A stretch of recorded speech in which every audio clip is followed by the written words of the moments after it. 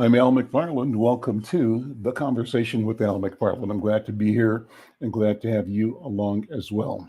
Today is Friday, and Friday means we're at the Healing Circle.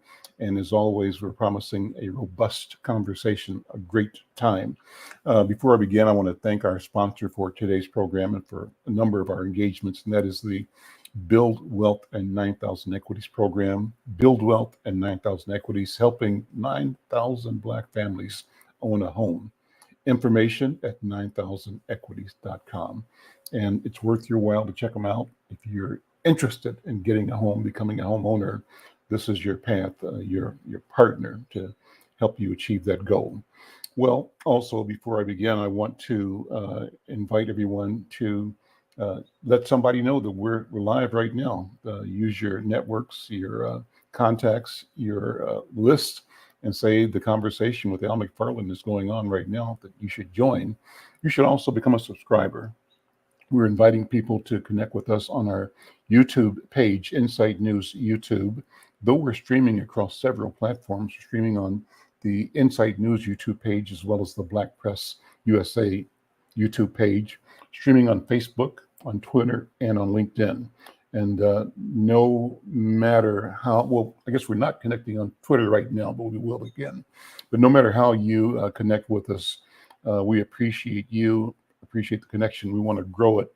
And we've crossed the 1,000 subscriber number goal at YouTube. We want to go to 2,000. And you can make it happen by going to YouTube Insight News MN and becoming a subscriber. So with that, I want to say that on Fridays, we call this program the Healing Circle, and the Healing Circle usually, not usually, but always centers around the work and the vision of my colleague and my leader, Dr. Bravada Garrett Akansanya, and our companion, Dr. Oliver Williams. Dr. Williams, Dr. B, how are you all today? Good to see you, as always. We're happy to be here. I know I am. Me too. Well, let's go with the protocol, and then we'll bring our special guest in today. Oh, I'm excited about this conversation. Okay, so today we will do, as we always do on Fridays, we'll just begin by centering ourselves and taking a nice deep breath, holding it and just letting it go slowly. And noticing as it comes in your stomach and your lungs, and as you exhale, letting go of stress, inhaling hope and healing and connection.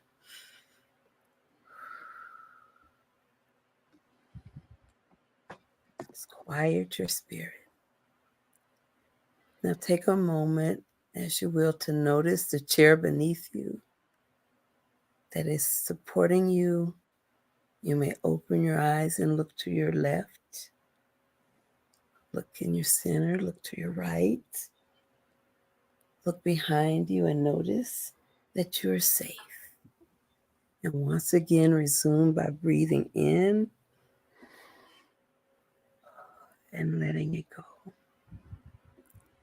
Now we begin in this circle, this sacred space where there is no beginning or end.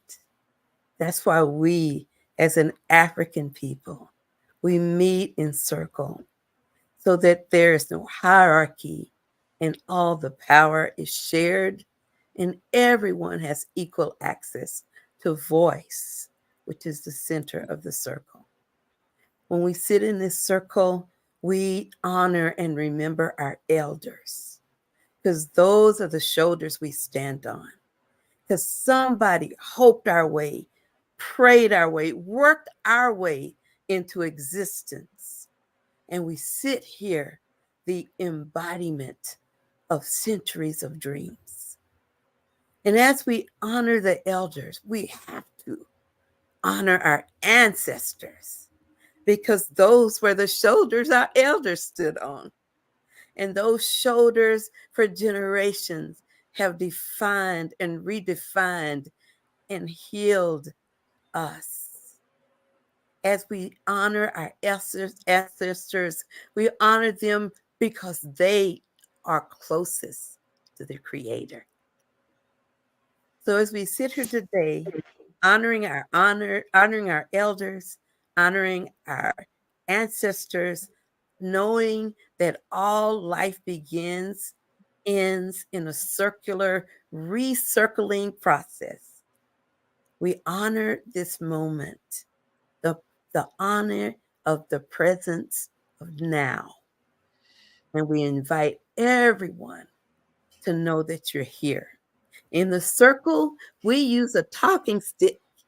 So even though we're not connected physically, spiritually, we have a virtual talking stick, and it is passed from one to another in an orderly fashion, as African people do. But if the spirit moves and you need that talking stick, all you do is ask, and it will be relinquished to you so that you can bring voice and spirit to this space. So, welcome everyone to the Healing Circle, and I pass the talking stick back to Baba F. Here you And go. I take that, Dr. B. Let me pass it straight to Dr. Oliver. Dr. Oliver, always good to see you. And beginning thoughts, impressions, feelings, observations. What's on your mind? Well, I guess the thing that I think about is us making connections with one another, particularly in the fall coming. And one of the things that I realize is that there are certain things that I grew up with that I think we grew up with regard to noticing the significance of people that were in our community and in our churches and in our neighborhoods. And there are things that we learned to rely on when we were growing up that I think helped us to survive. And I think with young people these days, I think some of them are connected to those things, and I think some of them are not. And so I think we need to reassert ourselves in the process of going forward to understand those things that helped us to survive as a people. So that's what was on my mind today. So with that, I pass it back to you, Brother Al. Thank you, Dr. Oliver. Well, let me do this, introduce the person I'm going to bring in who's going to be the center of our conversation today. She's a dear friend, a person that everybody knows and everybody loves and respects in this market, and I think probably around the world, where she's been and connected and served and supported and taught and engaged people. I'm talking about Robyne Robinson. Robyne has had a commanding presence in the Minnesota arts community as an entrepreneur, advocate, journalist, designer, and consultant. During her tenure as the art director and the 5x5 consultant at the Minneapolis St. Paul International Airport, Minnesota received more than $5 million in art commissions for performances, displays, and art installations created by Minnesota and Upper Midwest artists. Her curation work in public performance and visual arts garnered praise from the New York Times, from Forecast Public Art, and from international travel bloggers who in 2017 proclaimed MSP Terminal 2 as one of the 12 most beautiful terminals in the world. And that because of her focus on promoting local and regional artists. Robyne created an Emmy-winning platform for Minnesota arts during her years as a TV news anchor and reporter, and garnered, and her work garnered interest from news outlets like the BBC and Variety. She also made financial education and business development in the arts as one of her key initiatives. And she was, as a 2010 candidate for lieutenant governor of Minnesota. Robyne owned and curated Flatland, which was an award-winning contemporary art gallery featured in esteemed art publications such as Art News and Juxtapose. She also created Exhibit, which is a curatorial collaborative that also sponsored microloans to artists. She served on numerous art boards during, including the Walker Art Center and the Minneapolis College of Art and Design, the Minnesota Museum of American Art, where she served as board chair. She's also been a University of Minnesota Hubert Humphrey Public Policy Fellow and traveled to New Zealand and Australia with the Humphrey Institute to participate in national talks on reparations to the indigenous people of both countries. That was Dr. Sam Myers, a great initiative. Robyne has been a respected jewelry designer for more than a decade.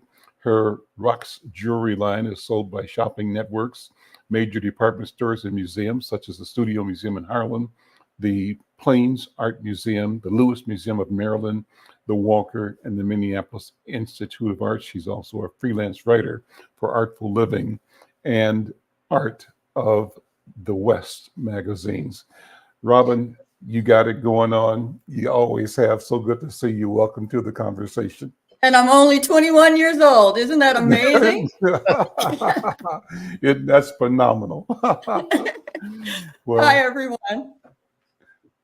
I'm gonna pass the talking stick to you just to take it from there and start saying what's on your mind, what's on your heart at this moment. I've got some questions, but we're gonna have a family conversation here, so I'm passing the talking stick to you, Robyne.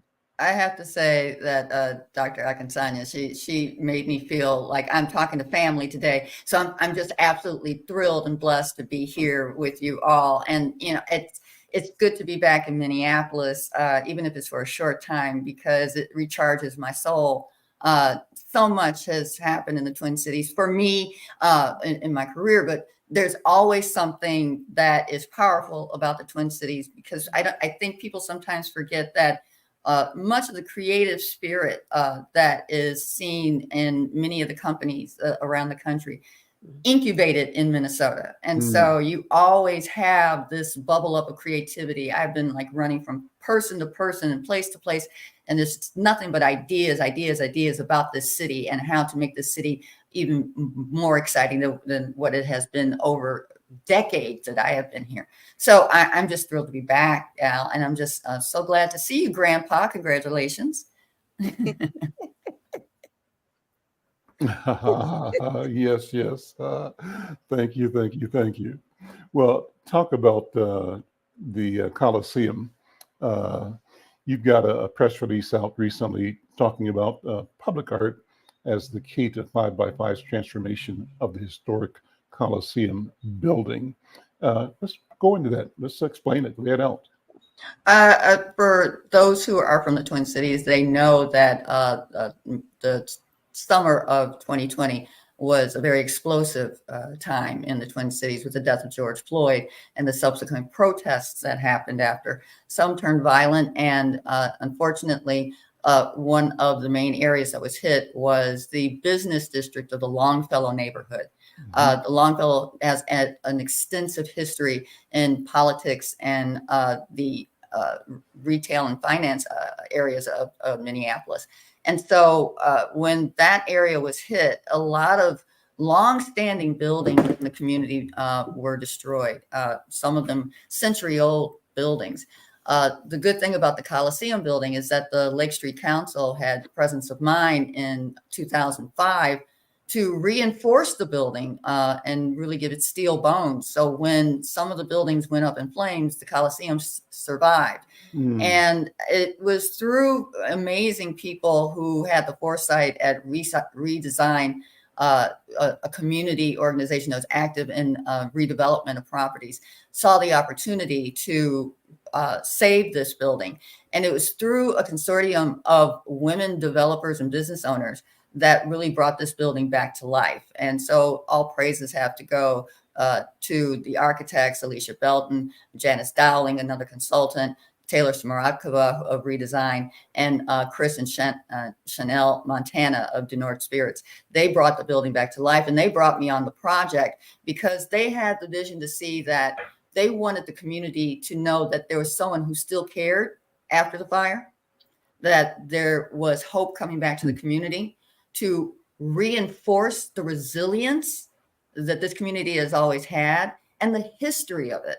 I don't think people really know that Lake Street was a corridor for the Lakota people to get to the Mississippi River to do trade at Fort Snelling. So from there, when white settlers moved into the community and then developed that section of Southeast Minneapolis, it became a manufacturing area. It was right across the river from the Ford plant.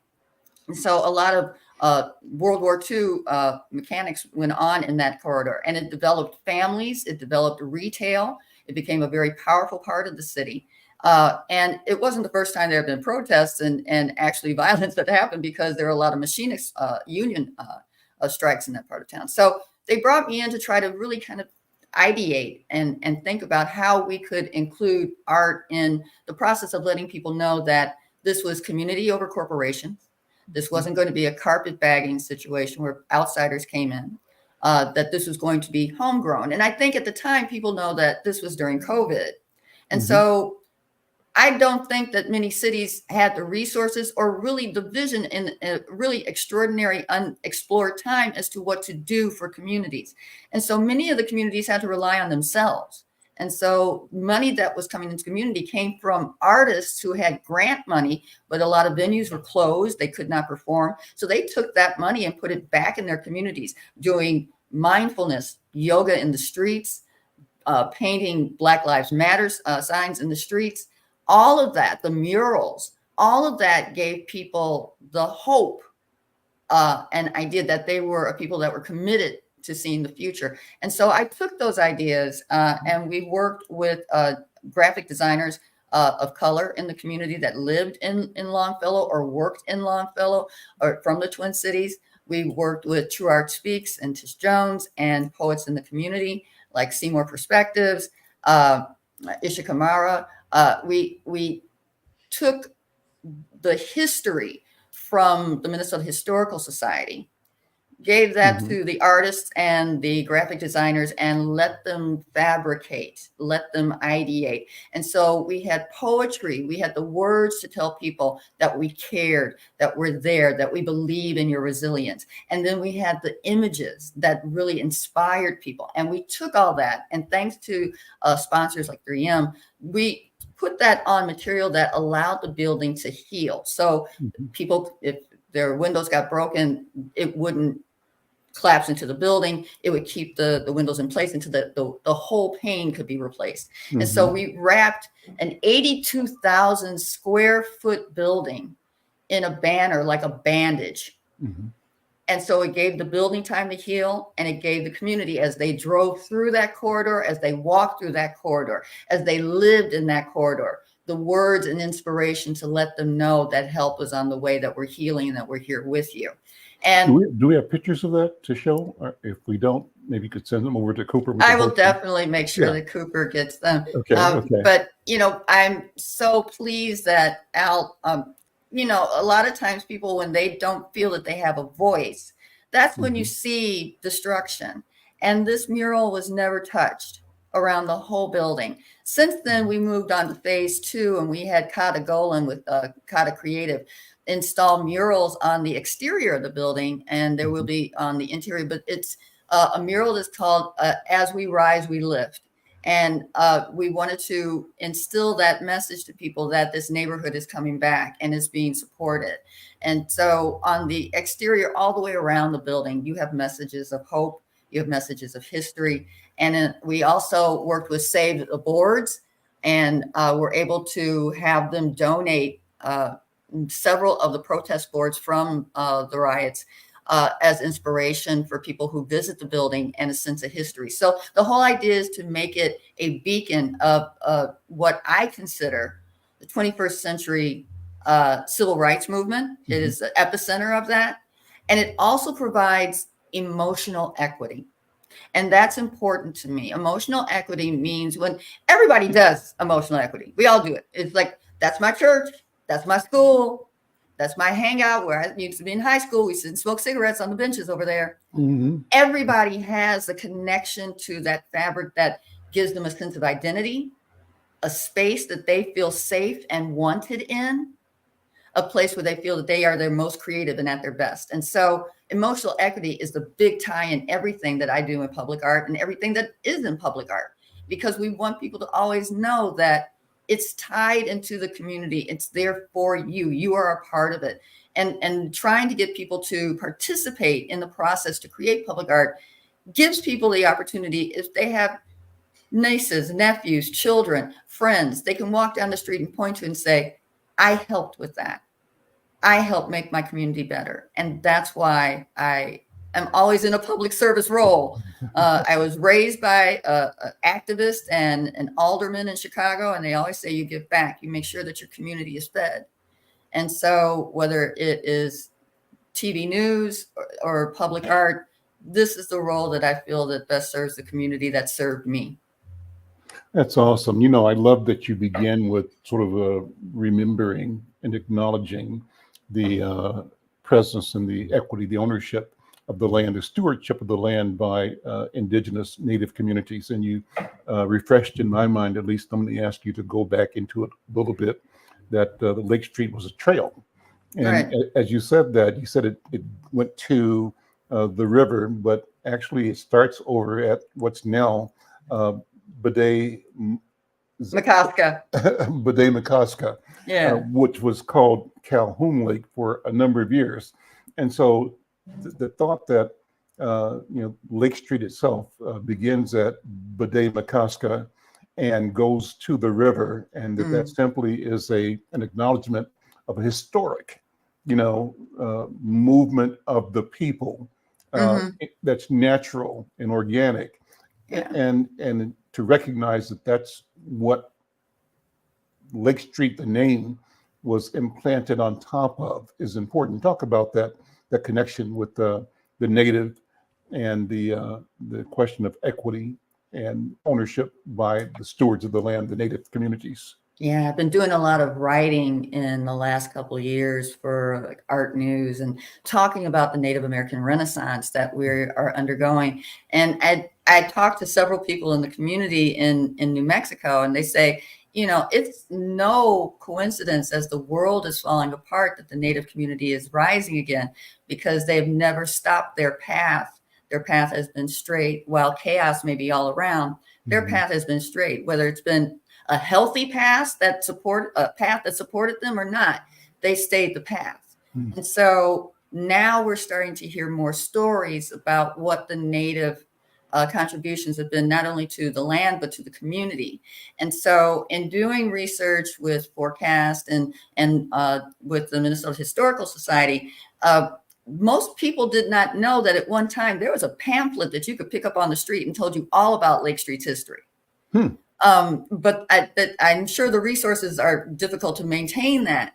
But I took a lot of that research and really just kind of followed the Lake Street path and just saw the bounty of resources that the Native American community saw as they utilized the river and utilized land to get to Fort Snelling. But it's also been there for centuries as a place of encampment, and place of recreation, a place of prayer, and a place of religious spirit. And it's just been exploited over the years, and we didn't know about it. But I thought it was important for people to know that there have always been people here on Lake Street that have been doing things.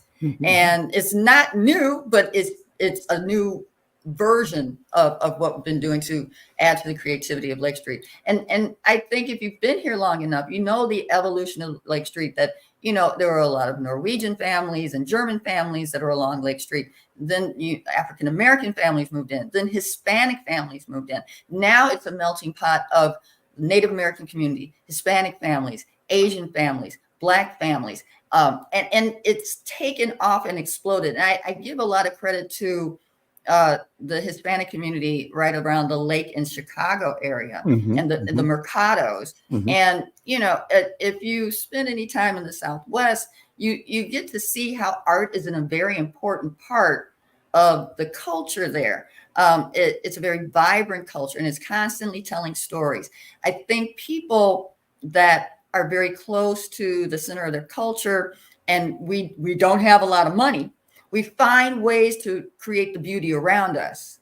And you see a lot of that has transplanted from the southern states, from south of the border to north and Minnesota. And I think that's added to the beauty and bounty of Lake Street. I think what happened after George Floyd is really important for people to pay attention to, because the explosion of art came from the fact that people were trying to rebuild. People were trying to get the message out that we are here. Mhm. And I am not trying to blame anybody, but cities kind of lost that vision during COVID. So people were forced to fend for themselves. And this explosion of art is part of it. What has happened since is that now it's become a very important part of public art. People travel to the Twin Cities to see the murals. They want to go to where they can see the George Floyd mural painted by Peyton Scott Russell. They want to be able to see the beautiful murals that are on Lake Street that are created in the Hispanic communities near the Mercados. They are starting to see burgeoning folk art from the Somali community, which is amazing. So I think now the city is starting to realize, oh, public art, this is great for travel and tourism. This, it's great. But it's still not accepted as a public art form by many cities. It's temporary art. And I think some people commoditize it because they think it's a quick fix. But public art is a very important part of every community's culture.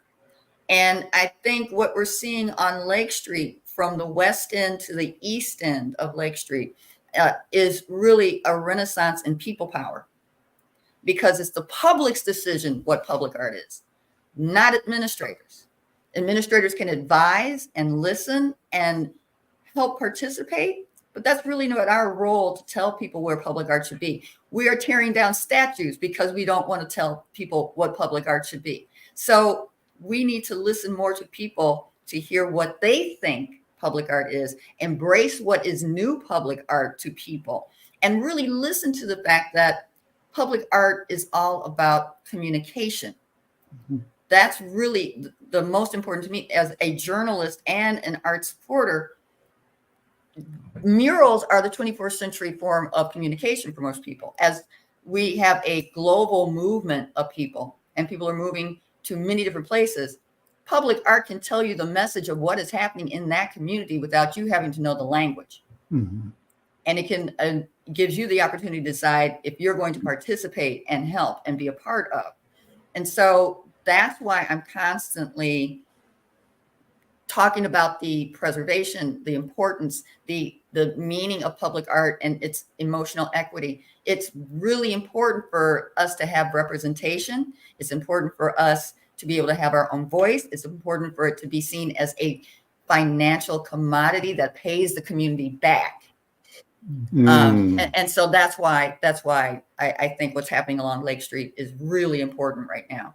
And I think that there's they just have started a huge festival that's going to be coming up this weekend. It's a mural festival that stretches for miles, and you can take a map and just follow along and go see the murals you want and take selfies in front of it. People are starting to understand the power of art. And I'm hoping that our city leaders are starting to see the power of Lake Street. Robyne, your story and analysis are spot on and both phenomenal and enlightening, illuminating.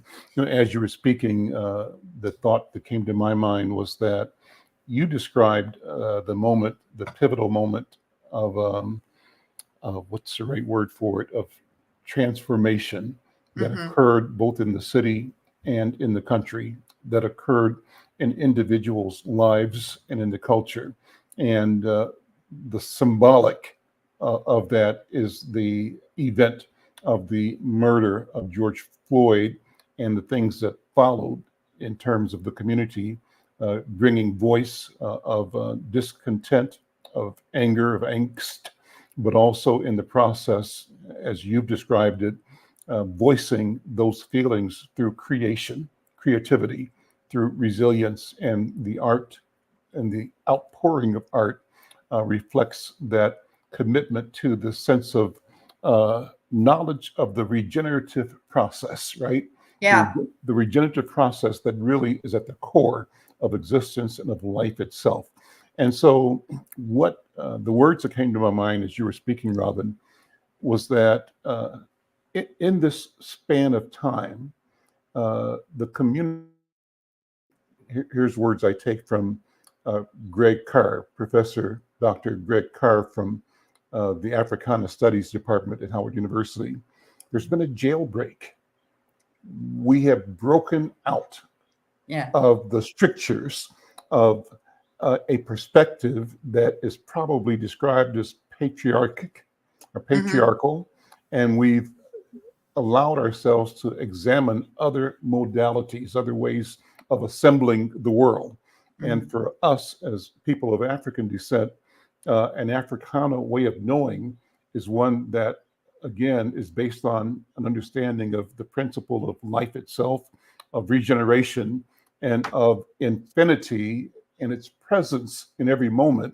And that presence is bigger than the narrowing, strictured descriptions of reality that might have been present in what was called art and culture before, that was exclusive in its origin and extractive and exploiting,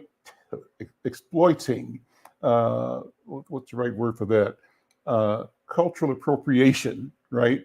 Of our life story, our life experience, our cultural expression without the recognition of our ability and our desire and the need for our authenticity and engagement to be at the center of the art life itself. Well, I can go on and on and on, but I'm throwing that back at you just to react to the words, the concept, the visualization that I'm getting in response to what you've said. What do you think? I absolutely agree. And you're seeing it in so many different ways. I think the first time you started to see it is when the newscast started showing sculptures being pulled down. And that is a symptom that most people don't know, that a lot of these statues that you see, these Confederate soldiers, were instituted by the Daughters of the American Revolution. They had money, they put them in the community, but people don't realize that they were put in our communities to send a message of fear and intimidation. And as the years go by and that history is lost, people just walk by a statue and they don't see it, they don't recognize it, they don't know why it's there, they can't tell you why it's there. But they're, when you don't have power and you don't have money, you can't set the narrative. And so oftentimes these statues were put into our communities without us asking.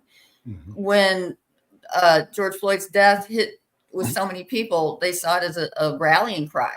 And so that was just one form. But you're also starting to see young writers like Safety Cook, who wrote this amazing book on hip hop architecture. And he talks about the fact that, again, these structures were put in our neighborhoods. We didn't ask for these boxes. That's not how we operate. And so we need to take what has been put in our neighborhood and reinterpret it with music and color and vibrancy. And that's who we, in the creative culture. And so you're seeing this jailbreak happening around the world. When we did our town hall 5x5, we did a town hall right after George Floyd's death, because we recognized that, surprisingly, the uprising after George Floyd's death happened 60 years to the Detroit riots and the creation of the Afro-Cobra movement, the Black Arts movement, and Leroy Jones and so many of the great Black artists. And so I wanted to take that opportunity to talk about where are we now? And it was just a resounding response, because we had 500 people from Brazil tune into this, who is really undergoing their African Renaissance and understanding who they are as Africans in the diaspora. So it's been powerful to see us reclaiming our power, reclaiming our voice, reclaiming our time, as Sister in Congress told us. We're reclaiming our time, we're reclaiming our time. And we are seeing people of different ethnic cultures, different races, saying, now is our time to have our voices heard. I get to work with amazing people in the community like Luis Fitch, who has a beautiful show of Mexican history, an anthology of Mexican art that's happening at Artistry Minnesota in Bloomington, Minnesota right now at the Inez Greenberg Gallery. And again, this is a story of somebody reclaiming their own power. A young man who came from nothing in Tijuana, who helped his mother sell dresses out the back of a car, taught himself graphic design, taught himself PR, taught himself how to market, and taught it to his mother, and then went into the community and showed people his artwork, and people gave him an opportunity. He parlayed that into working for General Mills, and all these companies, created the first Hispanic branding company in the United States, in Minnesota, on Lake Street, in a second floor walk-up, and now is winning accolades from the Mexican government. His work is shown all over the world. He created this amazing anthology about Mexican art and what it really means and how it's infiltrated the public consciousness. And that's another form of breaking down the jail. You know, he just went in there and just blew up the jail and went inside and took it over, you know? And so I'm just really, I'm pleased that people are recognizing that this is an opportunity for us for break our minds free from what has been in the past and told this is what you must accept. No, we don't accept that anymore. Okay, so now I'm burning up. I don't even know how to say it. I'm so excited to hear you talking about this. You know what hit me as you were talking? You are still the most excellent storyteller. Thank you. I mean, that has just been such an enormous gift to hear the story through your eyes, through your voice, the intonations, even the turn of your head. It is so powerful to sit with you and hear that narrative of how we came to be and where I'm almost to tears. It's powerful. I kind of get caught up, Bravada. I just get caught up and I just, it just starts coming out because I just honestly feel so passionate, not about what I do, but about this community and the wealth and breadth of what we have and sharing the stories and getting to sit in the presence of power, not financial or economic, but the presence of power, our story. It just gets me excited and I want to share it with other people. So I guess that's the natural journalist. It's still contagious, honey. I don't know what it is, but I don't want to get rid of that one. It's contagious. I love this community. I truly do love this community. And I think part of it comes from people that really had passion for my mother and father. I just, I can't say enough about them instilling in me, the importance of community and that when your time is done, you just make sure your foot is wedged in the door so somebody else can come behind you. And I hope that I have done my part. And I'm going to go have dinner with Sister Georgia Fort in like 3 hours. She is the one I held the door open for, and so we just have all these breadth of stories that need to be keep being told. And if Georgia's going to tell the story, Georgia's going to tell the story. Somebody else is going to come behind Georgia and tell the story. We just have to keep our story alive. In this day and age and culture where we're trying to have our narratives erased completely, we have to keep forcing our way in to tell the story, recreating the narrative so that their story becomes obsolete and passé just by people seeing it around them and being able to determine for themselves and say, that's a false narrative. This is what I see. I love it. I love it. I try. Dr. Oliver, what you think? Well, as Robin was talking about making connections with different populations, and she's talking about Brazil. I went on the trip with Sam and Gary and part of the university to Brazil, and it was so interesting to me. When we were there, we had people who were on faculty at the U, but grew up that were Brazilian.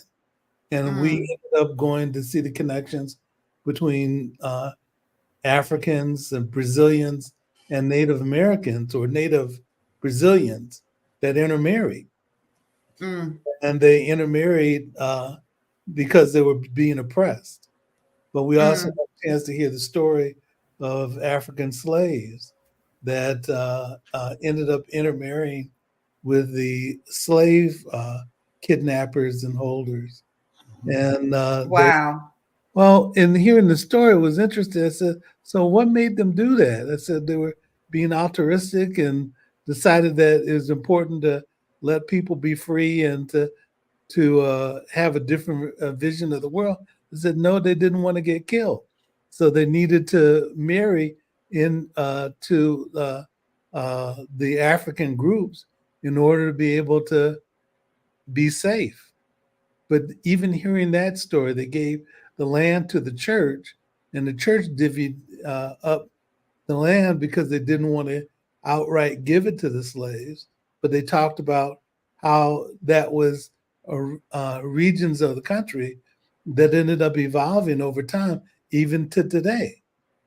But it was also interesting seeing that there were protests about the government and how racist the government was being in terms of still trying to oppress people. And then going to, with Sonia in Puerto Rico. And John Leguizamo tried to do this really pretty good thing about looking at the history of Latino populations and also including Africans in the discussion. Right. And he went to Puerto Rico, and I saw version, and he didn't do as good a job with Puerto Rico as he could have. There's Loesa and Santurce that's in Puerto Rico, and telling sort of the history of that, but also looking at Bumba as a legacy of in Puerto Rico that connects to African communities and art and dance. So I was hearing Robyne talk about that. I'm looking at all the different places that I've been, but seeing the connections to identifying self and our collective connection as African people and knowing who it is we are. And even there was a conversation we're going to the Dominican Republic in a couple of weeks and having conversations about identity and being able to see people's identity and African identity in those communities in even different parts of Africa and the different ethnicities, and people getting a chance to see who they are and their connections to who they are is important. Every time I've gone to a different place, what's been able to help me make a connection with them is for me to be able to see myself in the populations that I'm interacting with. Yeah. Even in Germany, it was interesting. Jews were killed and tried to be annihilated, but there were Black people during World War II as well in Germany as that oppression was going on. So it helps me when I know my history associated with those different locations. Most definitely. And I think that's important to me. The things that Robyn's talking about is, for me, is being able to trace that history of who we've been in the Twin Cities. And I'm also a Detroiter. I grew up in Detroit. Right on. And so being able to see some of that and knowing the history of Black people in Detroit has been an interesting thing as well. So Detroit has such an amazingly rich arts culture, and most people don't really even know that. Right. And I think what they probably know most is the music, because that's the house party central. So they know the musical artists, but the depth of art and the people that were pioneers that made sure that Black arts always stayed alive, like George Namdi, is just remarkable. And thankful that those leaders had the foresight and vision to be able to tell our stories. Right. And going back to Brazil, it's just fascinating and such a rich culture. They're going to be part of a world conference, and I believe that you took part with Dr. Myers for the conference that I'm going on with Dr. Myers. This is the 6th World Conference on Racial and Social Inequities around the world. And I understand, Dr. Williams, that the Brazilian conference was so powerful. People are still talking about it. Yeah. They're bringing a delegation to Cape Town, South Africa, where the conference is going to be this year, September 3rd through the 5th, at the University of Western Cape. Mm-hmm. And they're going to be working with me. We created the first arts delegation that's going to be going to Cape Town with the Dr. Myers Public Policy Conference. And so we are introducing a paper asking the United Nations to amend their protections for journalists in conflict zones to include street artists who are under the same circumstance. And so Peyton Scott Russell, who did the George Floyd mural, will be going with me, and we'll be working with Cape Town artists Mac One and the Hand Control 360 crew to create live murals that we can stream, and hopefully you can get insight in on that. Absolutely. Yeah. And so we'll be live streaming murals while we're at the conference, murals that talk about protections for street artists. We're going to do a panel discussion that will include the UN and all the local artists as well. And then the Brazilian delegation is going to really come and bring it with a huge poetry explosion on the plaza, on the pavilion. I'm very excited. We're going to have Cape Town musicians, Cape Town thought leaders, food trucks to experience all kinds of African food culture. And I'm just really excited that Dr. Myers gave me this opportunity to use the platform to talk about the power of public art and how it gives people a voice, and how we need to protect those people who are out on the street trying to give voice to other people. That's right. But it was fascinating to me that when we were there, it felt like when I was in undergraduate school and people were protesting, and they were protesting against the university, but they were also protesting against the policies of the then president of Brazil. And I've got some connections in South Africa for you too. Oh, but cool. But also in Brazil. We were in Espírito Santo. Yeah, Espírito Santo. Yeah. Yeah, and so that was lively, to say the least. And the action that they had with the young people, talking about what racism exists in Brazil at that time, it's amazing. So, I can't wait. Robin, let me ask you. You mentioned your mom and dad, your parents, and I love to ask people to lift up their lineage, their genealogy. We started by acknowledging the elders, the ancestors, and in that spirit, I want to ask you to talk about your lineage, the parents that have given you so much. Let's learn more about them and your family lineage. Whose shoulders are you standing on? Al, I got to write this book eventually. I've been slow on it, but I consider myself, a princess of that Talented mentality. My parents really believed in making sure that we knew what was happening in our community, that what we learned from a book was not necessarily what was happening in real time. And so, growing up as a young Black girl in Chicago in the early 70s, with parents that were activists, my father was introduced to politics by my mother. And my mother was a receptionist for Sammy Rayner. If you know anything about Chicago politics, Sammy Rayner was a Tuskegee airman. And when he came home, he opened up the first Black mortuary on the city's south side. But he was heavily into politics. You did nothing without talking to Mr. Rayner first. And so Black politics on the south side of Chicago incubated there. I remember my parents going to see Fred Hampton's funeral at Mr. Rayner's funeral home. We had the African American Patrolmen's League in our house, talking about what they're going to do to offset Mayor Daley. We had the eventually mayor of Chicago, Eugene Sawyer, was my father's best friend. But we had Oscar Brown Jr. In the house that was doing poetry and talking politics. The most important, I think, part of my family is that my mother's baby sister, Shirley Muhammad, married the son of Elijah Muhammad. So we had the Nation of Islam in our house all the time. Wow. And so I got a wealth of education about what was happening in Chicago city politics every day. And so I was the more outspoken of the daughters. And so, teacher would say something was happening. I raised my hand. That's not true. My father told me, la, la, la, la, la. And so, I was always in trouble because I had a different viewpoint. But you know, what do you expect when my sister went to school with the daughter of Kermit Coleman, who was one of the team for the Chicago 7 during the 1968 Democratic Convention.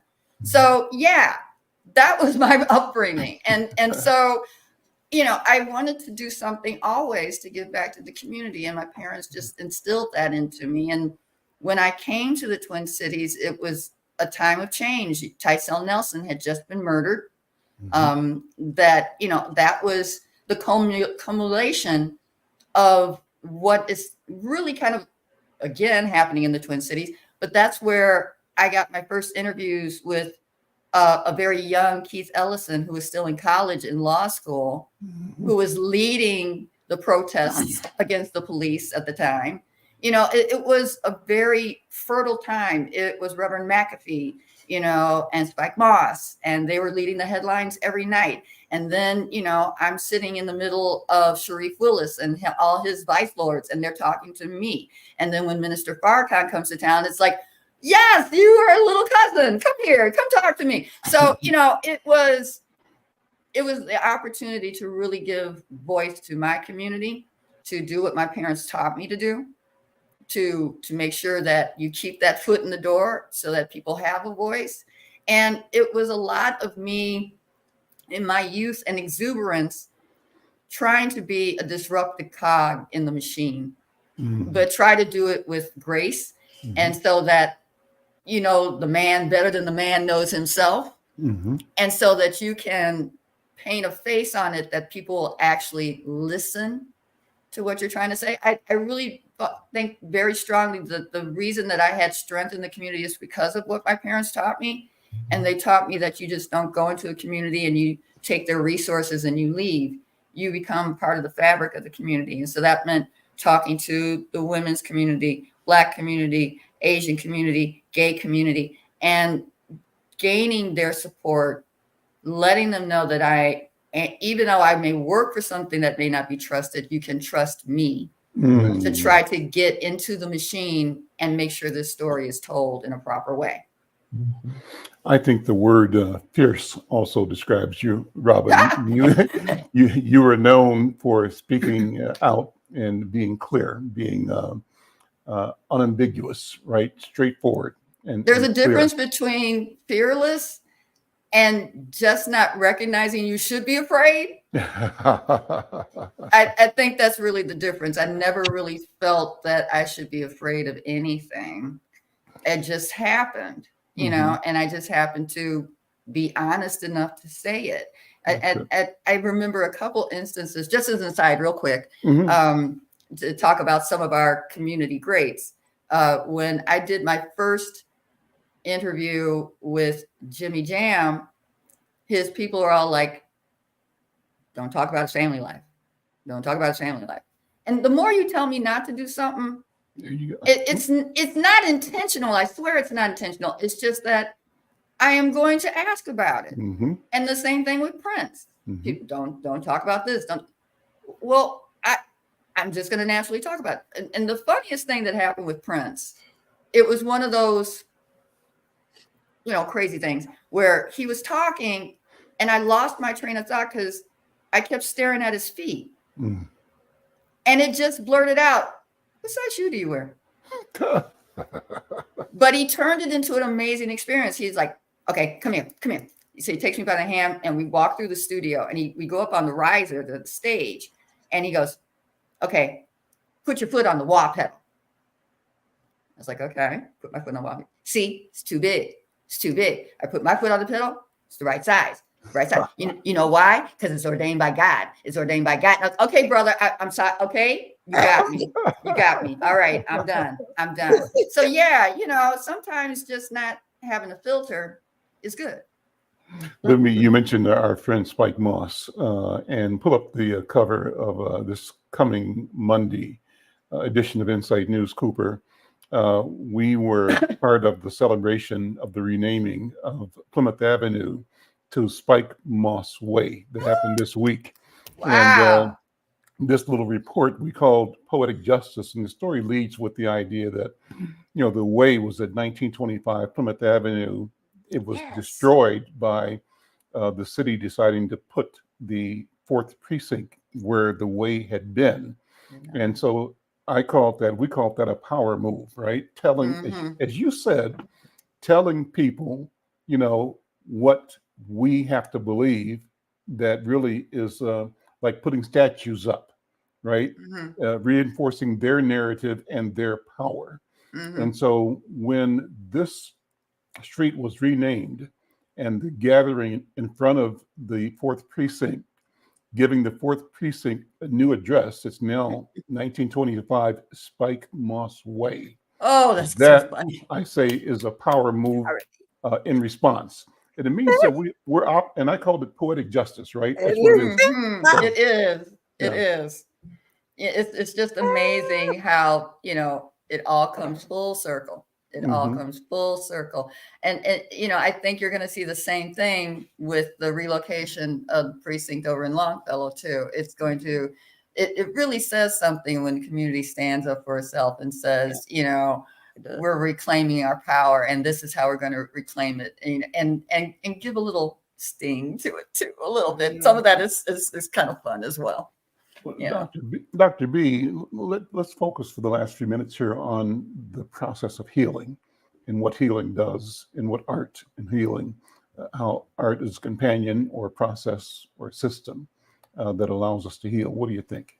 Can we show some of the artwork from the Coliseum building too while we do that? Sure. Yeah, Cooper, if you got it, just go ahead and run the art, and Dr. B can talk. Yeah. Yeah, as we can see, the thing about art, that it pulls on your spirit, because art is the exhibit of the spirit. Even in psychology, we use art as a healing mechanism, as a diagnostic mechanism, because you don't have to have words. You don't have to even be able to label what you put, but your feeling connects to it. And when you see an artist, even when Robyne first designed her jewelry, I had no idea she had that in her. I mean, I knew she was creative and all of that, but I could see that was a sharing, a pouring out of self. And that self isn't just a now self, it's a past self, it's a future self. It's how we connect that circle to all time, right? Because in African culture, time is circular. There is no ending. There is no beginning. It's forever. It's forever. And that's what I see. And that's why it's powerful, because we can always jump in like double dutch and experience the moment with that person who is an artist. That's what is powerful about this story. And I want to add in, Dr. Akinsanya, it is important for people to remember, while this art is uplifting you and it's giving you comfort, it is giving you inspiration, it is motivating you, the person who created needs the support too. And we often forget that in times of stress, we turn to artists. In times of grief, we turn to artists. And then when it's all resolved, nobody's there to help the artist heal. And that's important for us to remember, that once we find ourselves, we have to turn back to the people who helped us get there and help them heal as well. And ironically, the same vehicle they use to heal others is often the one they need to heal themselves. So they have to use what's in them and begin to label it, begin to understand just even why I put these lips there. Why did I put this color there? What was I trying to say? Because most artists, they just be. They just be. And the whole process is an acknowledgement and a lifting up of them being.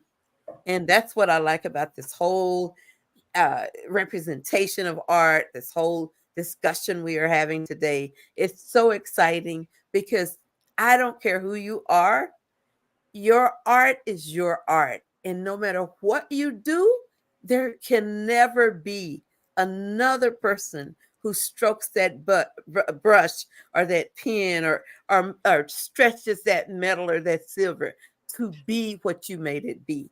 It's your connection to the creator, and nobody can ever take that away. Absolutely.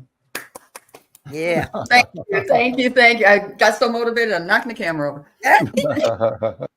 Well, Robin, it's so good to see you. Thank you. Wonderful. It's so wonderful to hear your voice, and just excited about all that you've described that you have done. But I'm equally excited for what you are going to do, the travel, the connecting, the teaching, the telling. So I'm going to take a few extra minutes here to ask you and us to reflect on what it is that we're creating. What's in your mind's eye, 3 years out, 5 years out, 15 years out. And I asked the question, really believing that what is 3, 5, 9 years out is really present right now in you. And it's where you have always been, even from before you were born. What do you think? Let me start by saying I came to the Twin Cities on a Greyhound bus with no job. And the community supported me because I think Black or white, Asian, Hispanic people, if they can connect with you and know that you mean well, they attach themselves to you and they give back. And so I'm forever grateful to the Twin Cities for what they've given me. So I can't help but give back. What do I want to see in 3, 5, 9 years? Legacy. And not my legacy, but the legacy of what this community is about. And I think it's important for everybody to be able to have a hand in their own legacy. And my legacy is a small part of a greater legacy in this community. But I want people to know that through public art, if they participate, they can walk down the street holding the hand of a grandchild. They can walk next to a husband or wife. They can talk to their future generations and turn around and say, I helped make this. I helped put this in our community. And I believe in our community. And our community goes on. Ooh. I think that's a mic drop. Listen. It is. Robin, thank you so much, Dr. B, Thank you. Dr. Oliver, and all of those who listen, people who left messages in the chat. Thank you all. Cooper, thank you for a great job. I'm Al McFarlane. This is the Healing Circle at the Conversation with Al McFarlane. We'll see you next time. Take care. Yes. Bye-bye.